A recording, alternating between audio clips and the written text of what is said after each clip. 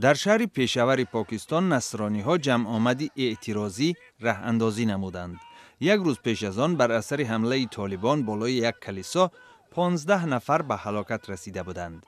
نصرانی‌ها از مقامات حمایت بهتری پیروان این دین را تقاضا کردند. در پاکستان سالهای اخیر طالبان بارها بالای اقلیت نصرانی تبار حمله کردند.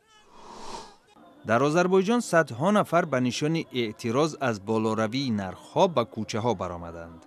آخر ماه فوریه بانک ملی آذربایجان قرب پول ملی این کشور منت را در مقابل دلار ایالات متحده آمریکا تخمیناً 33% پایین برد. راهپیمایی اعتراضی 15 مارس را شورای نیروهای ملی دموکراتی آذربایجان تشکیل کرده بود. مسئولان وزارت کارهای خارجی افغانستان میگویند کوشش‌های حکومت برای ایجاد صلح با طالبان پیشرفت نمودند و در آینده نزدیک مذاکرات مستقیم با طالبان دایر خواهد شد. در یک نشست که به بهبود روابط با چین بخشیده شده بود، معاون وزیر کارهای خارجی افغانستان حکمت کرزی از چین دعوت کرد که روند صلح افغانستان را دستگیری کند. در پایتخت گرجستان شهر تبلیسی، سابقه‌داران نزاع با منطقه جدایی‌خواه ابخازستان در یک مراسم 21مین سالگرد نبرد گومیتسه را یاد کردند.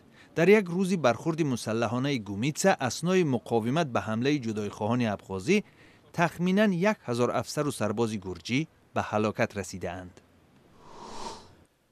در قرقیزستان معرکه امگذرانی بر ضد سرخکان آغاز یافت. در قطار اولین ها وزیر بهداشت قرقیزستان تالنتبک باتیرالیف همراه با پسر 18 سالش در یکی از شفاخانه ها واکسن گرفتند.